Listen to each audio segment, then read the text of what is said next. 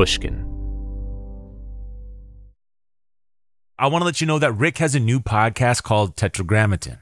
After about 4 to 5 years of recording Broken Record, Rick decided he wanted to talk to more than just musicians. So on his new podcast, he'll be talking to actors, directors, wrestlers, business people, anyone that Rick finds interesting. So make sure to subscribe to Tetragrammaton wherever you listen to podcasts. At 81 years old, Graham Nash describes his life as a magic story from beginning to end. And he's not wrong. Graham's career began in '62 as a singer-songwriter in the British pop band The Hollies. After a string of hits in the UK, Graham moved to LA to start a band with former Byrds vocalist David Crosby and Stephen Stills, whose band Buffalo Springfield had just broken up. From the start, Crosby, Stills, and Nash were dubbed a folk rock supergroup and went on to become one of the era's most revered bands thanks to their gorgeous 3-part harmony and exquisite songwriting. Following the death of David Crosby in January, Rick Rubin sat down with Graham Nash to talk about Graham's deep love and admiration for Croz. On today's episode, we'll hear the first part of Rick's conversation with Graham, who reminisces about the day he met Crosby, who immediately rolled Graham the most perfect joint he'd ever seen. Graham also explains how it was actually Cass Elliot from the Mamas and Papas who was responsible for bringing CSN together, and he recalls classic stories about Neil Young's unpredictable early days with the group. This is Broken Record, liner notes for the digital age. I'm Justin Richmond. Just a quick note here. You can listen to all of the music mentioned in this episode on our playlist, which you can find a link to in the show notes. For licensing reasons, each time a song is referenced in this episode, you'll hear this sound effect. Here's part 1 of Rick Rubin's conversation with Graham Nash. What's happening, man? Good morning. How you feeling, man? Well, it's been an intense year so far, you know. Yeah. Losing friends and the combination of being incredibly sad because of the loss of friends and incredibly excited that I have a new record coming out. It's like I'm in between this thing. It's been very strange this year. Completely understood. Can we listen to something together before we start talking? Sure. Are you up for that? Why not? Okay, let's listen to something. What comes up for you when we listen to this? I'm very sad at David's passing. I was just thinking about how wonderful his voice is. You know, he had an incredible voice. And this was a very tender moment for both of us. I have to smile at the simplicity and the beautifulness of him singing alone like that, and then me coming in on the harmony. I'm going to miss David a great deal in my life. That's a beautiful piece of music. It's astounding. It feels like it's coming from another planet. It moves me so much. And when I hear it, it takes me to another place. I'm so thankful for you both for making something so beautiful for us to have. Tell me about the recording of that. How does that recording exist in the world? What brought up that? David has this 12-string that he built from 2 different guitars, a Guild guitar and a Martin guitar. And it sounded beautiful. And David was very sad at that moment, and basically he sat down and played it. And that's one of the beauties of it. It's a perfectly instant capture of a great piece of music. And it was done, if it's 2 minutes and 52 seconds, he did it in 1 take. And then we added the unearthly sounds that adds to putting it into the space that it is. And what it was David had turned me on to this glass harmonica that someone had built. And it was wine glasses on their side. And what we did was we replicated that on an 8-track machine. And we stood and we tuned the glass and we did the finger round it to produce the sound, and we recorded that to 1 track and then took some water out of the glass so it goes up in key, and we put that to the... So when we had 8 tracks of this beautiful glass harmonica sound that we would bring in and out to project that piece of music into the future. So beautiful. And then the harmonies, in general, when you're coming up with harmonies, for you, is it a mathematical equation or is it an instinctive finding the note? I have to, in a strange way, be David, watching his body language, watching his breathing, watching him. I have to be a part of David momentarily so I can lock in perfectly with what he's doing. And because he had such a wonderful melody, it was very easy to find interesting harmonies to go along with that melody.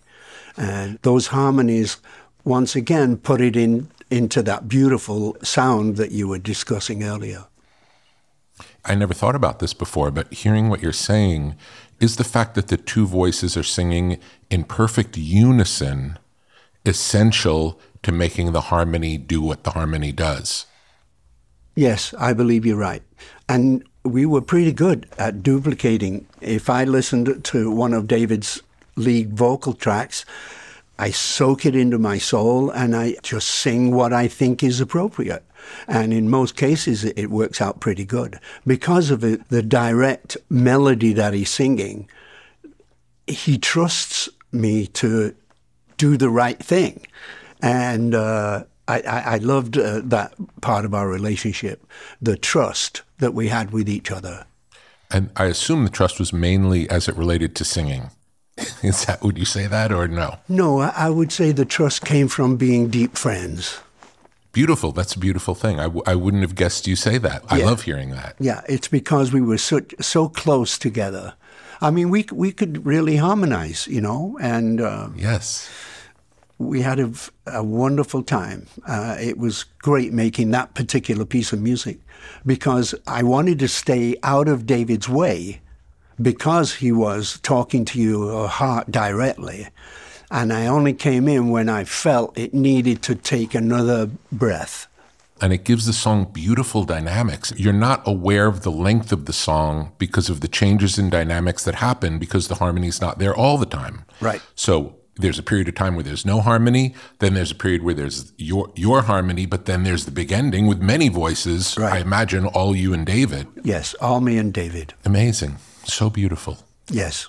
Tell me about meeting David. I once was in the village in New York here, and I saw the Byrds walking into a record store. And I knew who they were. They had no idea that I was there, and I never approached them at all. But we had a mutual friend, Cass Elliot, from the Mamas and the Papas. I sincerely believe that Cass knew what CSN would sound like if CSN ever got together. She was friends with David and Stephen, obviously, and she knew that David had been thrown out of the Byrds and Stephen, the Buffalo Springfield, had broken up. And Cass instinctively felt that if they had a third harmony, it would be great. So one day, I'm in Los Angeles. Cass calls me and says, you know, what are you doing at noon? I said, actually, we have a day off. I'm not doing anything. She said, good, I'll come and pick you up. I want to introduce you to a friend of mine. She picks me up at the Knickerbocker Hotel in Los Angeles and was there in her Porsche, convertible Porsche. So we got in, and of course, you know, Laurel Canyon is 10 minutes from Hollywood. And she picked me up and took me to this strange little house, and there was another convertible Porsche right in the garage there. Anyway, we go upstairs, and there's this nice living room, very little furniture, a couch, and a couple of speakers, and a stack of music stuff. And then there's this guy lying on the couch in a white and blue striped T-shirt, and his jeans, no shoes. And on his chest was a shoebox lid full of grass. And he was looking at me while Cass introduced me as her friend. And he never lost eye contact with me whilst shaking the lid of this shoebox and separating the seed from the stems from the actual grass. And I thought that was amazing. And then he proceeded to roll one of the most perfect joints I'd ever seen in my life. And Cass introduced me, and he knew that I was the high voice in the Hollies. And we got on beautifully. And that was the first day I ever met David. And was this your first trip to California? No. We had been to California earlier. Cass thought that Lou Adler, their producer, might want to produce the Hollies. And she paid for the Hollies to fly from New York to Los Angeles to meet with Lou. Amazing. So, no, it wasn't the first time I'd been in Los Angeles. And how did you meet Cass? The Hollies were being given an introductory getting together to release an album. And it's one of those things where, you know, you have a glass of wine and you're waiting for, you know, somebody. And this little 15-year-old kid came up to me, and he knew everything about the Hollies. He knew every B-side, he knew every A-side, he knew everything that we'd done in a foreign language. He was a big Hollies fan. It was Rodney Bingenheimer, who later became a very famous DJ in Los Angeles. And so Rodney looked at me and he said, so what are you doing after this getting together? I said, I'm English. So I said, I'm not sure. What do you think you're doing? He said, well, I have these friends and they're recording down the street and I thought you might want to go to a session. And I said, it sounds interesting. Who are your friends? And he said, they're called the Mamas and the Papas.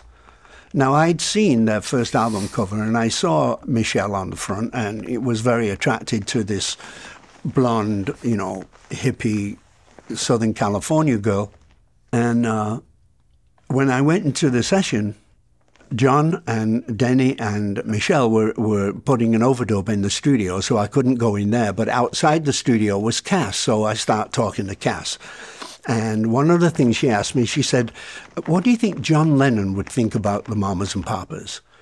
And I said, well, you know, I don't know John that well, but I know that he would probably keep you at arm's length, you know, until he figured out that he was comfortable with you, and then he would open up. And I said, so he probably would put your music down at first before he accepted it. And I look at Cass and she's crying. What I didn't know is that Cass had a crush on John Lennon, and that's how I met Cass. Wow. Interesting story. Had you heard the Mamas and the Papas music at that time or not yet? I had heard the music because I had that first album. So I did know that they were a pretty damn fine band. And it was only, you know, when I told you that I think that Cass intuitively knew what Stephen and David's sound would do with an added harmony. I think she knew right from the very beginning, before any of us, what that would sound like. You know, she's in my prayers every single night. She's the last face I see when I go through my prayers. And she will always be there. And it's one of the reasons why on every album that we have made since she passed away, we have dedicated the album to Cass, because in a strange way, she started it all. Beautiful. And it makes sense that she would understand the three voices because of her role in the Mamas and the Papas. She understood three-part harmony. Yes. It makes sense. It makes sense. And she fought to get into that band because they didn't want her in that band.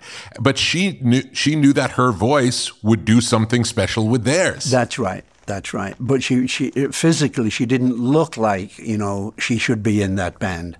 You know, she was heavy. She was a large lady, and she knew it. But boy, could Cass Elliot sing. Did you ever get to sing with her? She is the only voice on the first Crosby, Stills and Nash record that is not me and David and Stephen. I didn't know that. That's amazing. What does she sing? Do you remember? Yes, she sang a high harmony on Pre-Road Downs. Wow. So cool. Mm. We'll be back after a quick break with more from Rick Rubin and Graham Nash. We're back with Rick Rubin's conversation with Graham Nash. How was the David who passed different than the David laying on the couch at Cass's? David was a very interesting couple of people.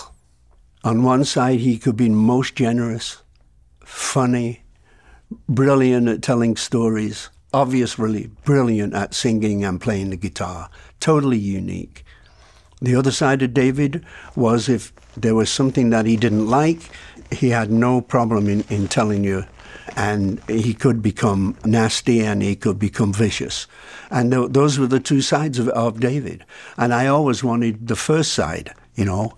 I want to feel easy. I want to feel light. I want to feel part of whatever. But the other side of David was pretty scary. Knowing that scary side of him, did it help you to feel like that's just David? Or did it always feel personal if he would say something not nice? It would feel personal, and I always knew that part of David was there. I tried to steer our relationship away from the nasty side of David, and we managed to do that probably 95% of the time that we were together. Tell me about leaving England. How popular were the Hollies? I think of them as very popular. I don't really know. I wasn't there. How popular were the Hollies? How about 15 top 10 records in 7 years? Wow. So popular band. Yes. Tell me about the world that the Hollies appeared in. What was the world that allowed the Hollies to come together? The Hollies were 5 kids from the north of England who made it down to London and managed to be recorded. And we, as I said, we had many top 10 records. It was easy, it's strange, but it was very easy for me to leave that band because it happened at a time when we had recorded a song called King Midas in Reverse, which is a song that I wrote. And normally a Hollies release would go into the top 10 within the first couple of weeks. This didn't. This only made it to the low 30s. And so the Hollies stopped trusting my musical path. So it happened at that time I was feeling a little removed from them. And then David came into my life. And at one point I had gone from London to Los Angeles to spend a few days with Joni Mitchell. And when I got to the house, there were other voices there, which I wasn't too happy with. But it was David and Stephen, and they were having dinner with Joni. And at one point after dinner and smoking a big one, David said to Stephen, play Willie that song that we were doing. And they were doing a 2-part harmony on a song of Stephen's called You Don't Have to Cry. They got to the end of it, and I was overwhelmed with how beautiful the song was and how simple it was and how beautiful it was. And I asked them to sing it again, and they sang it again. In the meantime, I'm learning. I asked them to sing it just one more time. And when they did, I put my harmony on and my world changed completely. Amazing. Once I heard that sound, which happened within the first 45 seconds of us ever singing together, that sound was created. Yeah. That was how magical it seemed to me. And once I had heard that, there was no doubt as a musician what I had to do. I had to undo my life and reform my life. And that's what I did. I left the Hollies, I left my equipment, I came to America with a suitcase and my guitar and a strange mirror that I have that I still have to this day. And it was overwhelmingly easy to leave the Hollies. And a lot of people thought I was crazy because it was a very popular band. And as a matter of fact, they're still going to this day. And I think this week is the 60th anniversary of the release of our first record. Amazing. Tell me about it. So cool. Has there ever been a live Hollies reunion? Have you ever sung together since leaving or never? Yes. I got a call one day from Tony Hicks that there was a very famous English television show called Top of the Pops. And we had done the very first one. And this was 25 years later, and they wanted the Hollies to do the show again. And obviously, I wasn't there. I was in America. And so I went over there and we did sing. And we did a short tour after that. I think it was in like 83 or something. And there's a radio show wanted to record the entire show on 2-track. And when they did. And it was beautiful. So I did sing with the Hollies after I left, and I was proud to do it, and that same magic was there. It's beautiful, and it's beautiful that there's a recording that exists that people can experience it. Beautiful. Indeed. Was your relationship with Joni at all in the consideration of your deciding to leave England, or was it purely the band? Well, you know, in the big picture, it was purely the band, but in the small picture, you know, the addition of Joni Mitchell to the equation was fantastic. Yeah, because I imagine if you're at the age that you're at, you're starting a relationship with someone that you feel strongly about. I could see that having a strong gravitational force. Absolutely. We have known each other a long time, Rick, and you know that I've always said that my life has been a magic story from beginning to end. And quite frankly, with the release of my new record, it's still going on, you know, 60 years later. Incredible. And speaking to that magic, my first memory of, I don't even know if we met, but of seeing you was I was on the beach in Kauai, I don't know, 30 years ago. Maybe one of the first times I was in Kauai. Might have been the first time I was in Kauai. And I was on Hanalei Beach, and I was laying on the beach, and it was Christmas. And I know what you can say. Santa Claus in full garb coming down the beach, giving everyone on the beach candy canes. And that was you. Yeah, that's right. I'd lived on the island for a great many years, and it was an annual trip that me and my family did. We would go and dress up and put funny hats on and all that kind of stuff, and hand out candy canes to everybody that wanted one. So that was the first time you saw me? Yeah. Funny. Yeah, I didn't meet you at that time, but someone's like, oh, that's Graham Nash. Yeah. Coming to California, from the experience you had in England, what was the world of California like in those days? How was it different than even the music scene that you came from in England? How did it feel different? It felt different from the point of view of freedom. When we were in England, if you didn't know John and Paul and George and Ringo, you were nobody. You couldn't touch the board. You couldn't add the bass if you wanted to.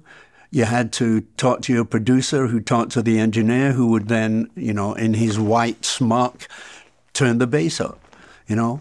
Making records then was wonderful. I mean, there we were, making actual records. It was fantastic.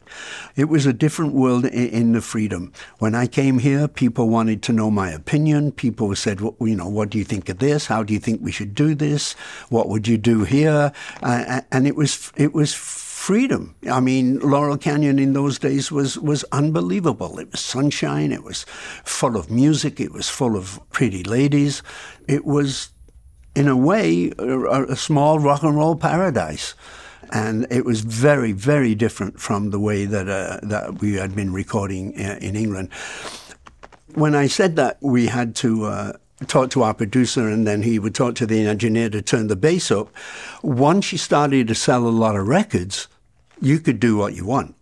And we did. And it was a thing that even David and I recognized, and we admitted to each other that we can't be a product of this music industry that gets forgotten. We have to maintain our hold on the tools of our trade, meaning we need to be in a place where we can call up a studio, book the time, book the tape, book the musicians, and do it. And it was very different from the way that I was recording in England.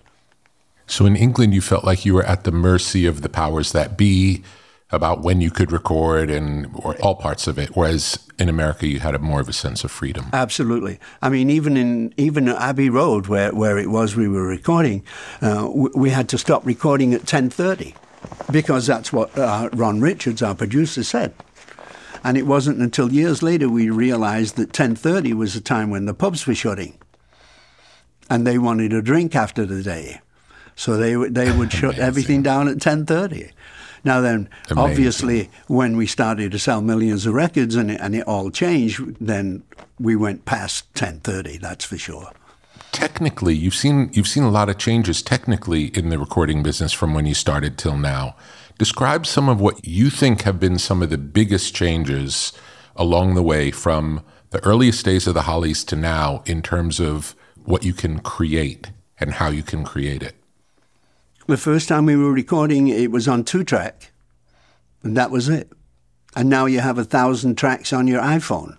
Yeah. It's very, very different. But you know something, Rick? As you well know, no amount of technology can make a bad song into a good song. Yes. You have to start with a good song. And that's what we do. We try to start with the good song that each one of us loves. We had this kind of rule that we only recorded songs that each one of us really loved. Within Crosby, Stills and Nash, did relationships change over time? Were there bonds created between members that shifted at different times? Because you've known each other for a long period of time. Yes. Mainly it was David and I. For instance, choosing the name of the band, right? Stephen wanted it to be Stills, Crosby, Nash with a hyphen. I said, try and say that. And he tried to say it, and I said, see, you can't say it smoothly. I said, the only combination of these three voices that makes sense sonically was Crosby, Stills, and Nash. That's the way it came out the easiest, and that's the way that we did it. And unfortunately, on that first album cover, we're sitting in the wrong order, and people for a few months after that thought I'd written Guinevere. It also has a musical, Crosby, Stills and Nash has a musical phrasing to it. Just the name has a musical phrasing. Absolutely, and that's why we chose it. It's the better lyric of the different choices. So the power was mainly me and David. We formed the bond that you were talking about a little earlier. Yeah, and sometimes it would shift, but not often. Mostly David and I knew what was best for us. You know, Stephen, in this particular name incident, his ego was in the way, and it was David and I that convinced him that it should be Crosby, Stills and Nash. And he went along with it, which is a testament to ultimately, even when there's a difference of opinion, if you get to the best solution, everybody wins. Correct. And it's very democratic too. Even though there was only three of us. If two of us wanted to do it, that's the way the three of us did it. We have to take another quick break, and then we'll be back with more from Graham Nash. We're back with the rest of Rick Rubin's conversation with Graham Nash. How popular were Crosby, Stills and Nash out of the box? People used to tell me you couldn't go past any college places to live where the window wasn't open and Crosby, Stills and Nash music was coming out of it. We had created a sound that we knew was going to be pretty popular, because, between, the Byrds and the Buffalo Springfield and the Hollies, we'd had a lot of hit records. We knew what was popular. We knew what would grab people's ears.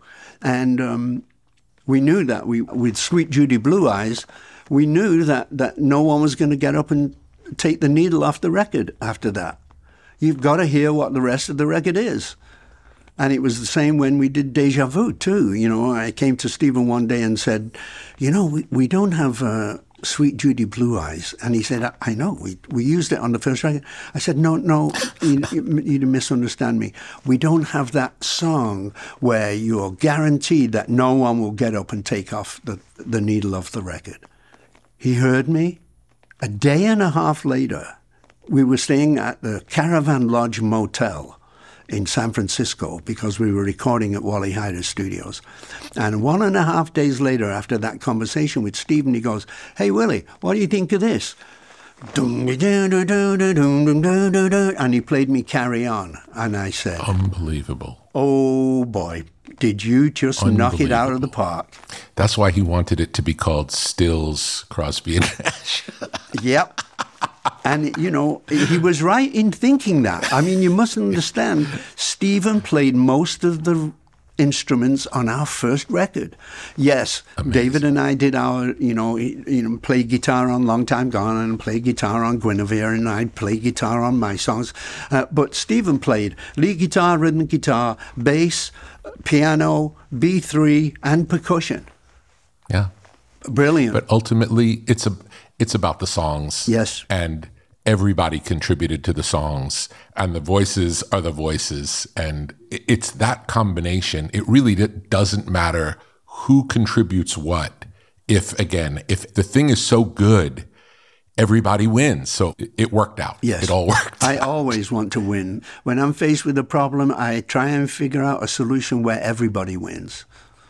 Yeah, it's the best. It's the best. And chances are, if everybody wins, it's a better solution in terms of outwardly in the world. Because if there are only 3 people involved and all 3 people are on the same page, the chances of more people being on the same page just seems statistically better. Makes sense. Yep, it sure does. Yeah, if someone in the group doesn't like it, why would a stranger like it? Correct. You know, it makes sense. That's right. And that's why we only do songs that each of us loves. Beautiful. Another question about harmony. How much of the magic of different voices singing together can be planned versus it's just the nature of the voices and you can't plan it? It was a combination of both. And we did sing a lot, totally instinctively, but sometimes you have to really plan it, particularly when you added Neil Young to the combination. 3-part harmony is very different than 4-part, as you well know.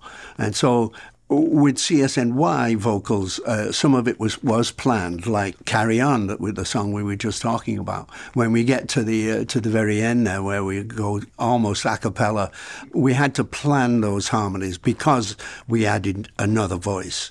How did Neil end up in that picture? How did Neil join? Remember a moment ago I was telling you that Stephen played all the instruments, or most of the instruments on that first record? Yes. Instinctively, we knew that this album that we had just put out was going to be very, very popular. We instinctively felt that. And we were correct, of course. The addition of Neil happened this way. Stephen and David were having dinner in New York City at Ahmet Ertegun's house. Ahmet was the CEO of Atlantic Records, and he was a great fan of ours and protected us a great many times. For instance, we signed a contract first to do an album a year. We never did an album a year. It's, sometimes there's many years between albums. But Ahmet protected us. And after dinner, they were talking about the fact that we would have to go on the road. And he knew that Stephen would play most of the instruments. So he said, I know who you should get, man. And Stephen said to Ahmet, oh, you do? Who is that? He goes, well, man, I think you should get Neil Young.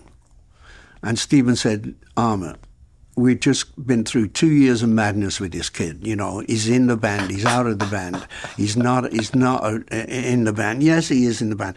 He does want to do the Ed Sullivan Show. No, he's not doing the Ed Sullivan Show. Stephen said, do you want me to do all that? And Ahmet said, and quite correctly, no, I'm just thinking of the music. I think that he would add something great to the band. And when Stephen and David kind of admitted to Ahmet that was probably the right thing to do, when they told me, I said, wait a second, I've never even met Neil Young. How can we add somebody to this band that I've never even met? I need to know whether I can be his friend, whether I could tell him secrets. I don't know. Yeah. I don't know. I need to meet Neil Young. And so Neil and I had breakfast in the Village here in New York. And I was convinced afterwards that, yeah, this kid should actually be in the band. He's a great songwriter. I personally feel that he's a great singer also. But I think Bob Dylan's a great singer too, and a lot of people disagree with me. But that's how Neil Young came into the band. Amazing. And hearing that story, what it makes me think of is Crosby, Stills and Nash were a vocal group. And by adding Neil, it becomes a rock band. Yep. That's why he's there. Because makes sense. Stephen and Neil playing it, and I experienced this 1,000 times. standing in the middle of the stage while Neil Young and Stephen Stills are talking to each other with their guitars is an incredible moment, and it happened 1,000 times for me. I would be astonished at their conversations that they could have with their guitars, both angry and loving. Their conversations with their guitars is something to behold, and I loved every moment. And there's no question that both of them respect each other's musicality in a way that they view each other as equals. Yeah. So that also lends a great credibility. There's no sideman in that equation of those two guitar players. That's right. I remember one night on stage, Stephen did an incredible solo in one song. And Neil came up to me and he nudged me and he said, "I can't do that." It's great. Yeah. Stephen and Neil have this magic between them that goes on to this day. I mean, I think they're going to play another Light Up the Blues show for autism in Los Angeles in about a month. Oh, beautiful. That'd be great. Tell me how songs get written, and how do you write a song versus how you believe Stills, Crosby, or Neil would do it? I think we write songs from the same place. First of all, we have to feel something. We have to hear something that pisses us off. We have to hear something that makes us fall in love. We have to hear something, and we have to feel something. And when I feel something, when I see something that's happening, when I, check out the world news and something mad is going on, if I pick up on something that I don't think is right, I have to do my research, and I recognize the fact that your words are very important. Once I get in that mood, I then need a title. And when I come up with a title, it usually ends up somewhere in the end of the first chorus. I have to feel something, and when I do, I'm dedicated to making it the simplest, most communicative piece of music that I can make.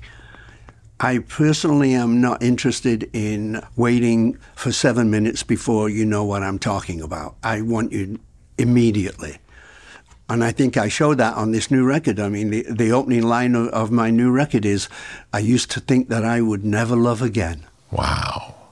Beautiful line. It's a strong line to open up an album with, but it indicates what's to come.